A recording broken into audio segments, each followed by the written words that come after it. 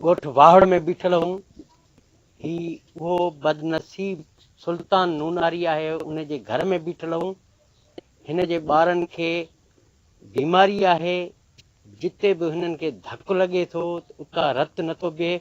उन हवाले सां हिन जा 2 ॿार बि एक्सपायर थी चुका आहिनि। हिन वक़्तु 6 ॿार आहिनि, उन्हनि खे साॻी बीमारी आहे, पर हीअ गुरबत सबबु पंहिंजो इलाजु नथा कराए सघनि। उन हवाले सां अचो त संदसि सां ॻाल्हि ॿोल कई त हू छा था चवनि। सुइयूं लॻंदियूं तॾहिं असांजे ॿारनि खे परत थींदी, त सुइयूं इलाजु थींदो त पोइ परत धकु थो लॻे, रतु बीहे नथो।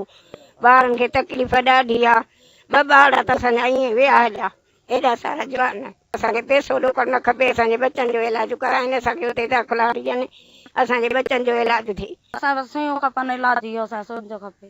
हा रुॻो सुइयूं असांखे खपनि। बेरोज़गारी आहे, असांखे जेको आहे ताक़त न आहे जो एतिरो ख़र्चु करे सघूं। हिकु ॿार ते 1 लख रुपया ख़र्चु ईंदो।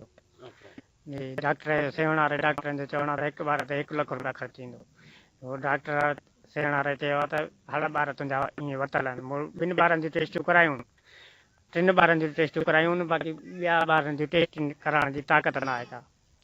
ग़रीबत जे हिसाब सां मूं टेस्टियूं 2 ॿारनि जी न आहिनि करायूं, भाई 3 ॿारनि जी टेस्टियूं करायूं। पोइ जेको आहे उन्हनि खे इहा ई बीमारी आहे हिकिड़ी। डॉक्टर चवणो त चवणु आहे त 4 ॿारनि खे इहा ई हिकिड़ी बीमारी अथव, वञी कराचीअ में इलाजु करायो। सभु वीचारा रतु कोन बीहे, सभु को पंहिंजे लाइ।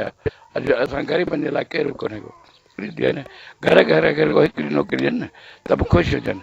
ऐं बचेरा पवनि था। सुल्तान जे ॿारनि जा, सुल्तान जा पंहिंजा वीचार तव्हां ॿुधा। ज़रूरत इन ॻाल्हि जी आहे त ही ॻोठ सैयद मुराद अली शाह वज़ीर आला सिंध जो आहे।